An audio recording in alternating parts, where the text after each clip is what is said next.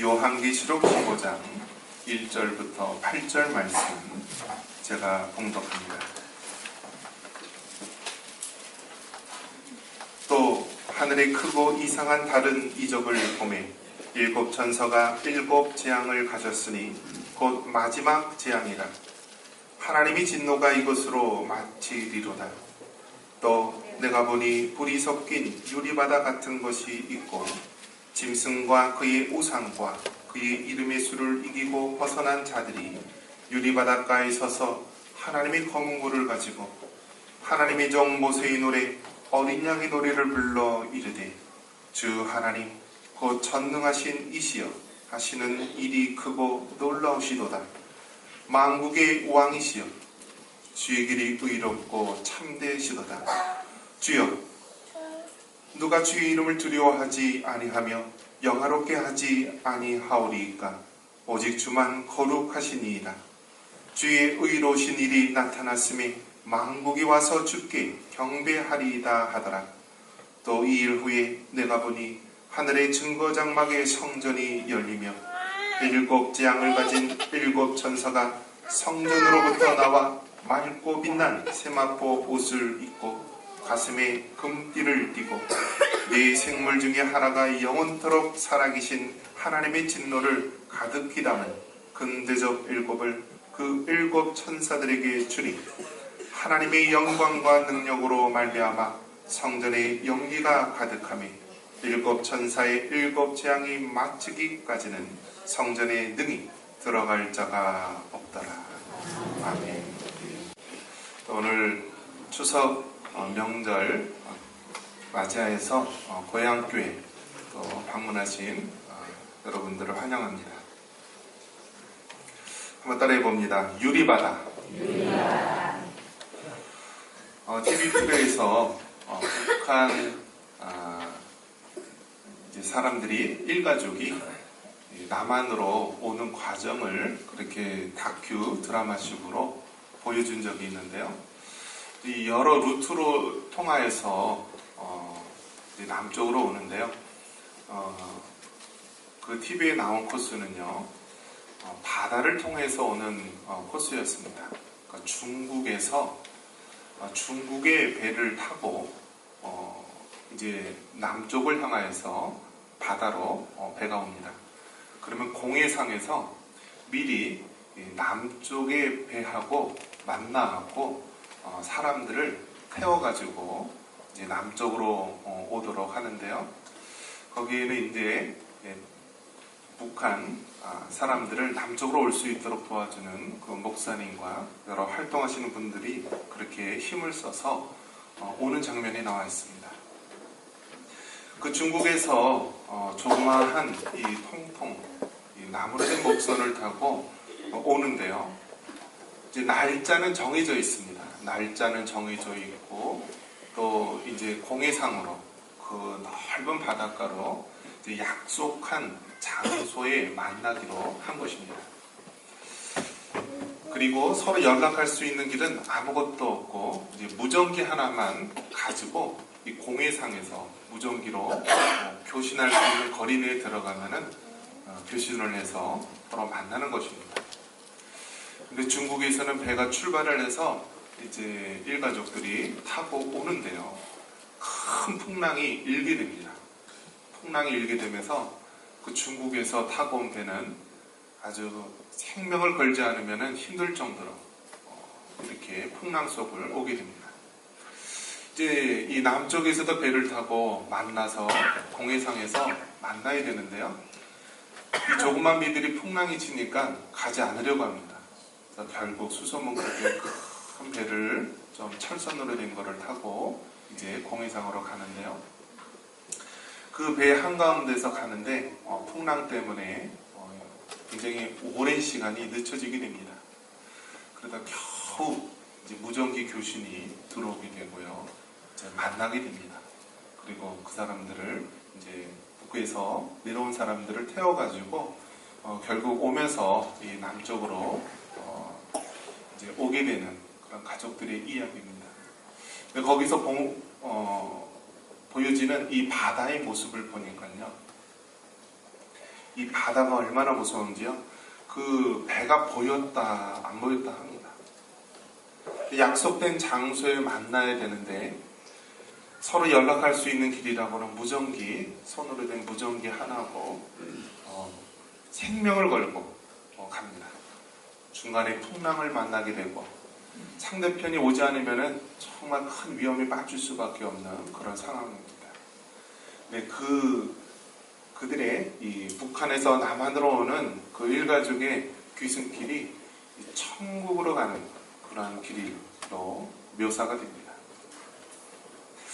자, 이처럼 그 북쪽에 그 공산주의 지배하에서 자유를 찾아서 일가족이 남쪽으로 기항하여 오는데요. 바다라는 커다란 시련을 통과해야만 되는 것입니다. 이 바다란 얼마나 무시무시한지 아무리 큰 배도요. 그 바다 앞에서는요. 삼각파도를 만나면은 큰 유조선들도 두동강이 난다고 합니다. 조그만 목선에서 온 가족이 정말 바다 물결 속에 유동하면서 나아가는 모습, 그 모습을 보면서 우리 그리스도인들의 삶의 모습을 떠올리게 됩니다. 우리가 살아가는 이 세상이 이 드넓은 풍랑이 있는 바다와 같다라는 생각이 듭니다. 오늘 제목이 무엇이죠? 한번 따라해봅니다. 유리바다. 바다는요, 무서운 것입니다. 그래서요, 성경 요한계시록에 보면은요, 새 하늘과 새 땅이 이제 임하게 되는데요. 그때 처음 하늘과 처음 땅은 사라지게 됩니다. 그리고 여기서 또 하나 사라지는 것이 무엇이냐면 바다도 다시는 있지 않더라라고 말합니다. 이처럼 바다는 뭔가 두려움을 주고요, 심판을 주고 재앙을 주는 모습으로 나오게 됩니다. 자, 그렇다면 이 재앙이라는 심판이라는 커다란 명제 앞에서 믿는 사람이나 믿지 않는 사람이나 두려워 떨 수밖에 없는 것이 우리의 본래의 모습입니다. 그런데 이러한 심판의 재앙이 우리 그리스도인들에게는 멸망하기 위한 것이 아니요 하나님의 구원의 길인 줄 믿습니다. 한번 따라해 봅니다. 하나님의 심판은 우리의 구원을 이루는 입구가 된다. 할렐루야. 그래서 여러분, 재앙의 심판이 내리게 되면은요, 믿지 않는 사람들은 두려워 떨 수밖에 없는 것이 되지만은 하나님의 백성들은 그것을 통하여 구원에 이르는 길이 되게 됩니다. 먼저 여기 보면은 7 천사가 등장을 하게 됩니다. 우리 1절 말씀 다시 한번 읽겠습니다. 또 하늘에 크고 이상한 다른 이적을 보매 7 천사가 7 재앙을 가졌으니 곧 마지막 재앙이라. 하나님의 진노가 이것으로 마치리로다.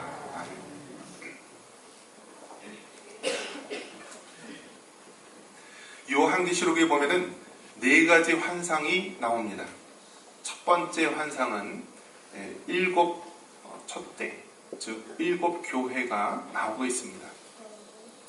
그래서 에베소, 서머나 이 7 교회가 나오면서 이것은 마치 역사적인 교회의 모습을 보여주기도 합니다.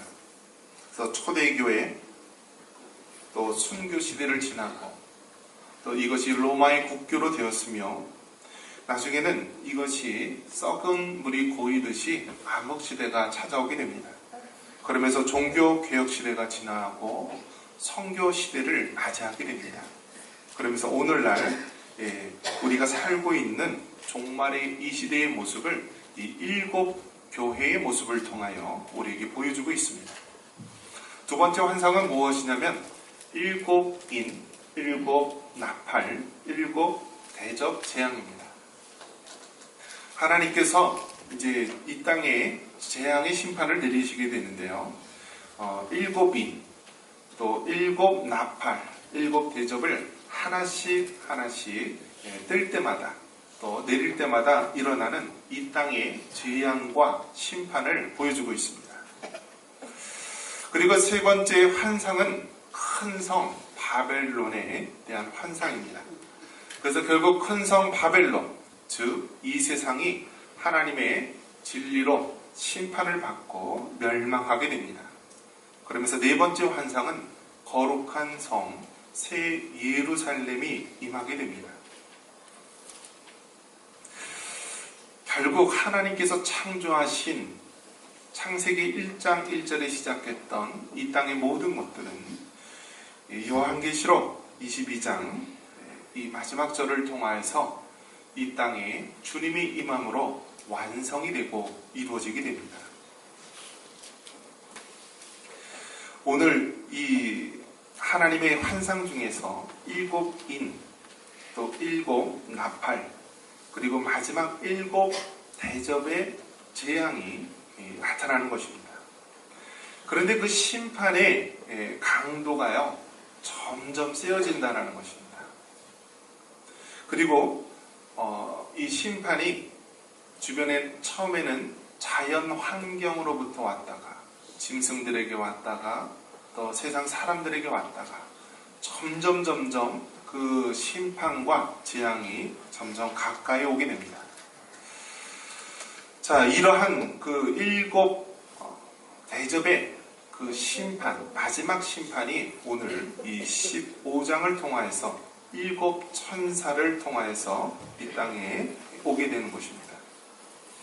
7 재앙을 가진 7 천사가 하나님의 명령을 받고서 이제 7 대접의 재앙을 시작하게 되는 장면입니다. 이러한 재앙과 심판을 바라볼 때 우리가 가져야 될 자세는 무엇이냐? 하나님의 심판을 통하여서 악인들은 결국 멸망을 당하게 되지만은 하나님의 백성, 하나님의 교회는 마침내 구원을 하신다라는 것입니다.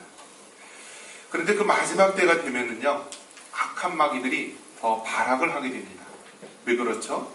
그들의 마지막 때가 더 가까이 왔기 때문입니다. 성경에서 하나님을 대적하는 가장 대표적인 우두머리가 나오는데요. 누구죠? 용, 마귀, 사탄이 나옵니다. 용, 이 사탄이 등장하면서 이 세상에 있는 모든 것들을 두려움에 떨게 하고 지배를 합니다. 그리고 자기에게 복종하게 하고 또 우상을 섬기게끔 많은 탄압을 가하게 됩니다. 이렇게 용이 나오는데요. 용이 핍박하는 대상은 누구냐? 여자가 나옵니다. 해를 입은 여자가 나오는데요. 아들을 잉태하려고 하는데 용이 큰 물을 그 입에서 내어 품으면서 여자를 그리고 그 잉태한 아들을 해하려고 합니다. 결국 이제 이 용과 여인의 싸움은 무엇이냐? 이거는 사탄과 또 이 땅에 있는 교회의 싸움을 보여주고 있습니다. 용은 사탄을 말하는 것이요, 여자는 교회를 말하는 것입니다. 즉 하나님께서는 마지막 때에 이 땅의 교회를 통하여서 자신의 백성들을 구원하고 아무리 사탄 마귀가 우는 사자와 같이 달려올지라도 마침내 구원을 이루신다는 것입니다. 무엇을 통해 하신다고요? 교회를 통하여 일을 하십니다. 할렐루야. 그렇기 때문에 여러분, 이 땅에 있는 하나님의 교회를 여러분 귀히 여길 수 있는 여러분 되시기를 바랍니다. 하나님께서는요, 이 땅의 교회를 통하여서 하나님의 일들을 하시는 것입니다. 마지막 때가 되면은 우리에게 많은 역사가 일어나는데요, 환난의 강도는 더 커지게 됩니다. 이 환난이 커지면 커질수록 더욱더 성령의 부어주시는 은혜가 크게 나타납니다. 그리고 마지막 때가 되면은요, 영적인 추수가 일어납니다. 예루살렘에서 시작했던 이 복음이 로마에 전파되고 또 유럽에 증거되고, 또 아메리카, 미국 대륙에 증거되었고요. 아프리카 대륙, 그 다음에 아시아, 마지막에는 이제 이스라엘까지 하나님의 복음이 온 세계에 증거되고 영적 추수의 계절이 다가오게 되는 것입니다. 하나님께서 일곱 대접의 마지막 재앙을 내리면서요, 보여주신 이 모습이 유리바다입니다. 근데 유리바다는 어떤 유리바다냐? 불이 섞인 유리바다였습니다. 우리 2절 다시 한번 읽겠습니다. 또 내가 보니 불이 섞인 유리바다 같은 것이 있고 짐승과 그의 우상과 그의 이름의 수를 이기고 벗어난 자들이 유리바닷가에 서서 하나님의 검문고를 가지고 갑니다. 불이 섞인 유리바다. 여러분, 바다만 해도 두렵고 무서운 대상이라고 했죠. 자, 이 바다인데 불이 섞인 유리바다다라고 했습니다. 그런데 이 유리바다에서요, 두 가지의 이 대별된 모습이 보입니다. 이 세상 사람들을 향한 모습이 있고, 또 한 무리의 사람은 어떠한 사람이 있느냐? 짐승과 그의 우상과 그 이름의 수를 이기고 벗어난 자들이 유리 바닷가에 서 있는 모습입니다. 유리 바다에 서 있는데요, 그곳에 어떤 사람이 서 있다고요? 짐승과 우상, 그 모든 시험과 환난을 이긴 사람이 서 있다라고 합니다. 유리 바다이기 때문에 여러분, 이 유리는 어떻죠? 잘 보이는 것이지 않습니까? 투명하게. 근데 이 유리 바다를 통하여서 온갖 시험과 환난을 이겨낸 하나님의 백성들이 유리 바다편에 서 있습니다. 그러면서 그들이 검은고를 가지고 하나님을 찬양하며 노래를 합니다. 모세의 노래, 어린 양의 노래를 부른다라고 합니다. 여러분, 이 모습을 보면서 어떠한 그림이 떠오릅니까? 이것은 마치 구약의 출애굽기에 나타난 홍해바다 앞에서의 이스라엘 백성들의 모습을 떠올리게 합니다. 이스라엘 백성들이 애굽에서 10가지 재앙을 통하여서 결국 출애굽을 하게 됩니다. 장정만 60만 명, 한 200만 명, 300만 명 이상 되는 많은 이스라엘 무리들이요, 이제 출애굽을 하여서 가나안 땅을 향해서 나아가게 됩니다. 그런데 눈앞에 무엇이 있습니까? 홍해바다가 놓여 있습니다. 눈앞에는 홍해바다가 놓여 있고, 뒤에는 누가 쫓아오고 있죠? 애굽의 군사들이 이 철병거를 타고 오면서 이스라엘 사람들을 죽이려고 막 따라오고 있습니다. 자, 이 바다라는 것을 봤을 때 어떻습니까? 앞으로 더 이상 나아갈 수도 없고 또 뒤로 물러갈 수도 없는 진퇴양난의 상황입니다. 그런데 하나님께서는 이 바다라는 것을 통하여서 하나님의 심판의 모습을 보여주고 있습니다. 결국 모세를 향하여서 지팡이를 바다를 향하여 들라라고 했더니 바다가 마른 땅처럼 갈라지게 됩니다.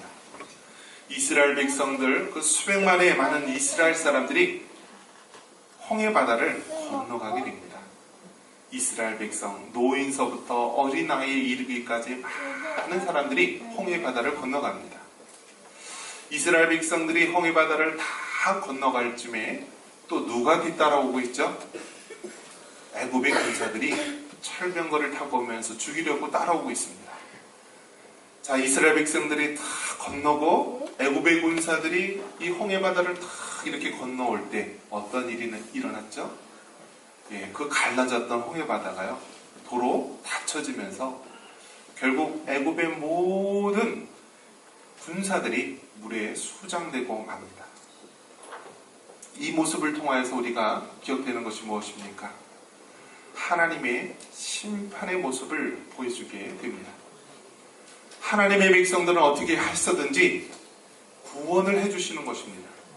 눈앞에 바다가 있어서 낙심하고 실망할 수밖에 없는 상황이지만 하나님께서는 그 상황 가운데 이 바다라고 하는 난관 가운데서 이스라엘에게 구원의 역사를 보여주십니다.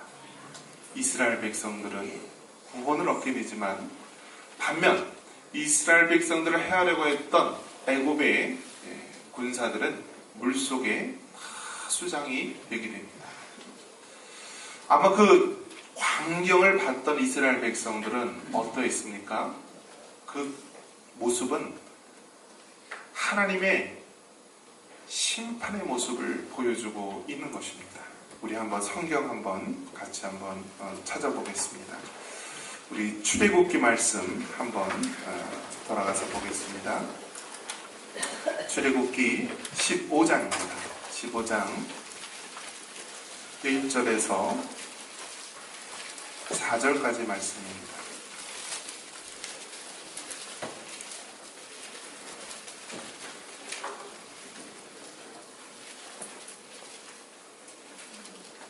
자, 한번 같이 읽습니다. 이때 모세와 이스라엘 자손이 이 노래로 여호와께 노래하니 일러스되 내가 여호와를 찬송하리니 그는 높고 영화로우시며 말과 끝한 자를 바다에 던지셨음이로다. 여호와는 나의 힘이여 노래시며 나의 구원이시로다. 그는 나의 하나님이니 내가 그를 찬송할 것이요 내 아버지의 하나님이시니 내가 그를 높이리로다. 여호와는 용사시니 여호와는 그의 이름이시로다.